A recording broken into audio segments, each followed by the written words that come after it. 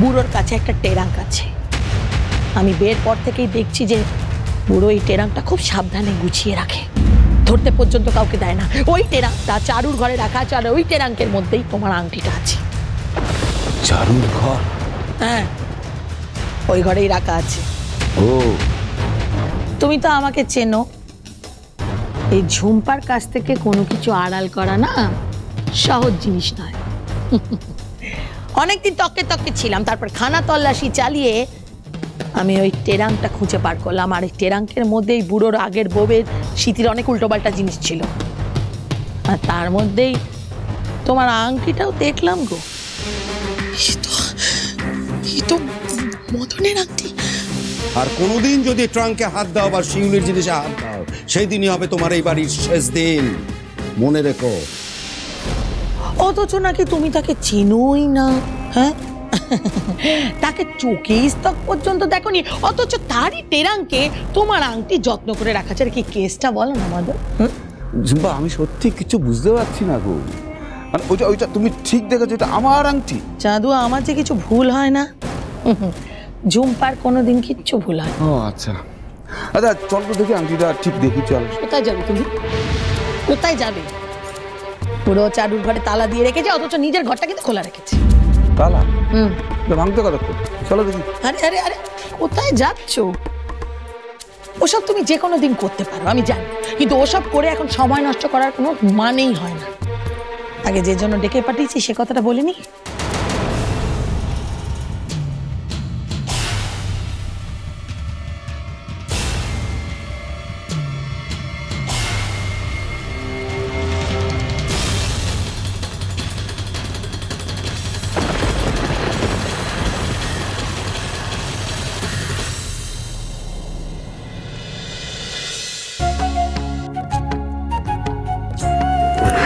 আমি জানতাম আমাদের চারুমা অন্য সব পরীক্ষার মতো এই পরীক্ষাতেও পাশ করবে।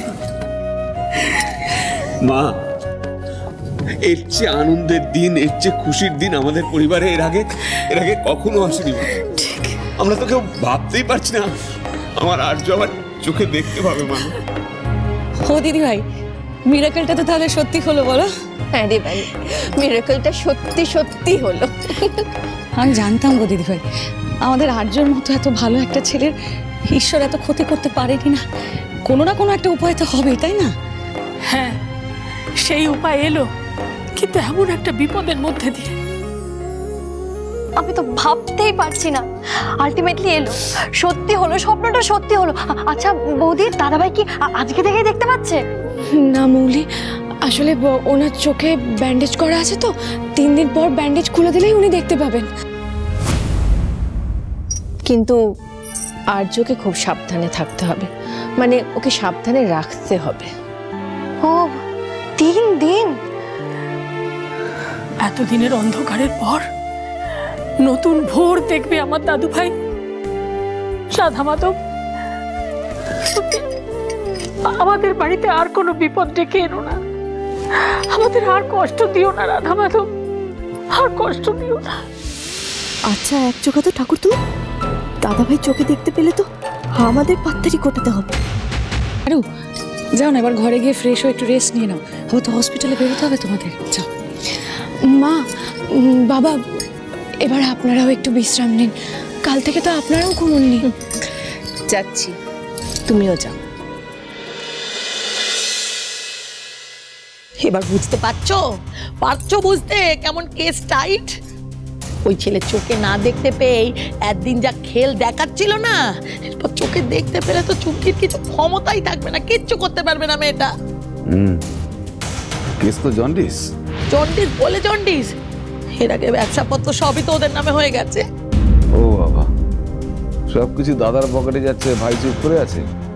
এ তো দেখছি কলির হরিশ্চন্দ্র গো। একটা মানুষটা ঢেঁড়স, আস্ত ঢেঁড়স।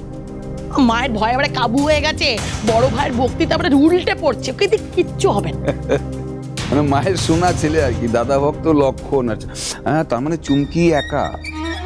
একা বলে একা গো, উফ, মেয়েটা একা হাতে সব সামলাচ্ছে গো। সবই আমার পোড়া কপাল।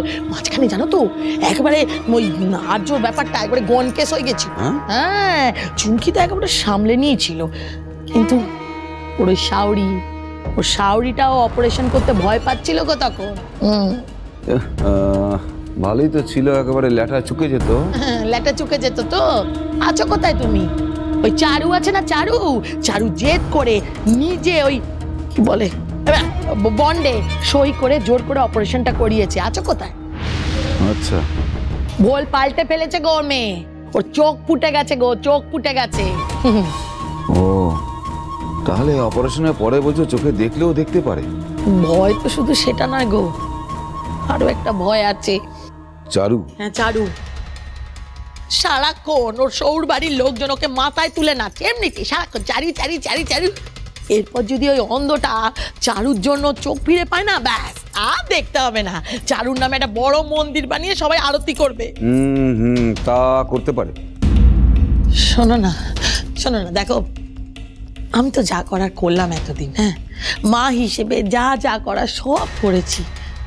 এবার দেখো এই বাড়িতে বিয়ে করে আসলাম ওই বুড়োর সঙ্গে। ইচ্ছে ছিল না, তবুও করলাম মেয়েটার জন্য। মেয়েটাকে বড় করেছি এ বাড়িতে থেকে, তারপর টুপি পরিয়ে ও বড় বাড়িতে বিয়েও দিলাম। এবার তুমি কিছু করো, তুমি তোর বাবা, কিছু তো করো তুমি।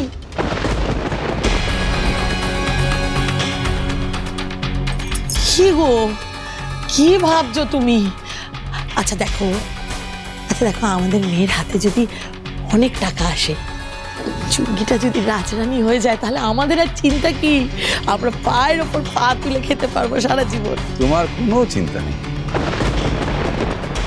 হ্যাঁ, কোনো চিন্তা নেই তোমার। এবার খেলাটা আমি শুরু করবো। তাই কি করবে গো? কি করবো? গায়ে জার্সিটা গুলিয়ে আবার মাঠে নামবো।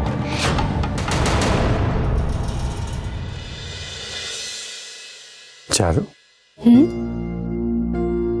আপনি আবার কেন এখন এলেন বলুন তো? আমি না আসলে বুঝি আপনার ভালো লাগতো? আমার ভালো লাগবে বলে আপনি নিজের ঘুম বিশ্রাম সব ছেড়ে চলে আসবেন, এখানে বসে থাকবেন? থাক। এই দেখুন, আবার সে জেদ করছেন। কালকে আপনি সারা রাত ঘুমাননি, আর আজকে এইটুকু রেস্ট নিলেন না আপনি।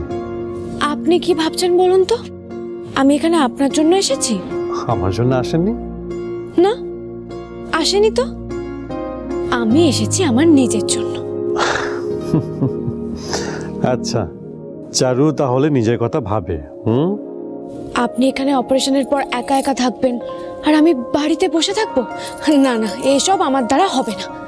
তার থেকে ভালো আপনাকে চোখের সামনে দেখলে তবেই আমার শান্তি।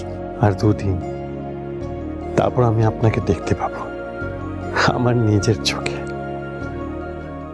আপনার চোখ,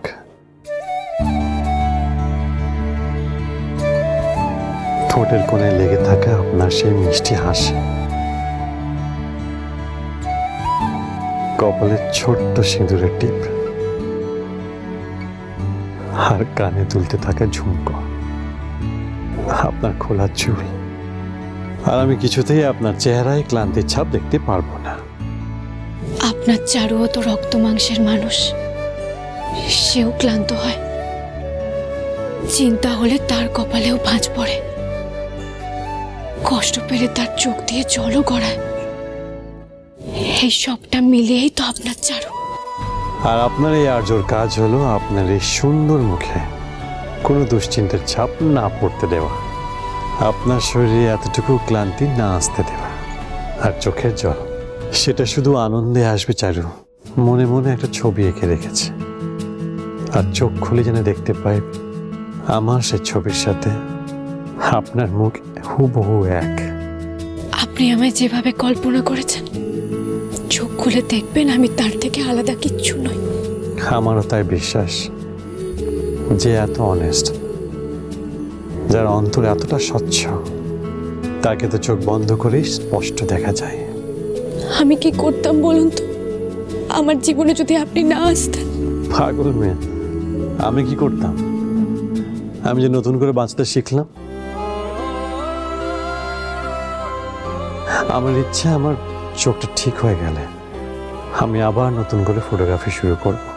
হ্যাঁ করবেন বই কি, করতে তো আপনাকে হবেই। কত সুন্দর ছবি তোলেন আপনি। আর এইবার পোর্ট্রেট দিয়ে শুরু করব, আর আমার ছবি মডেল হবেন আপনি।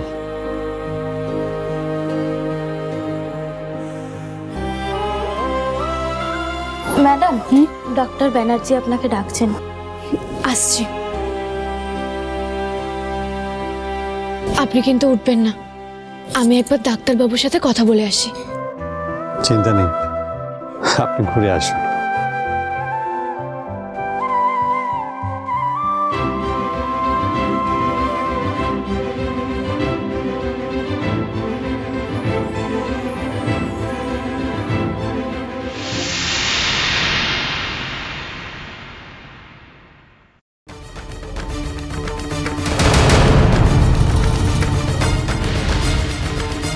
স্যার বেড প্যানটা রেখে দিয়ে গেলাম।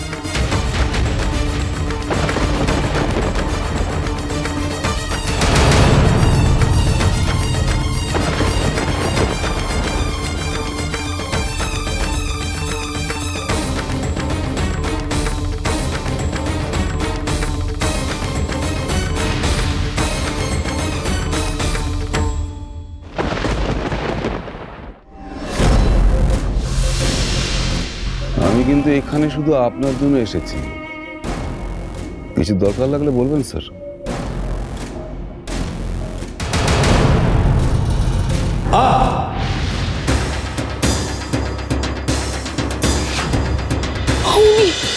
ঝিরে বাতি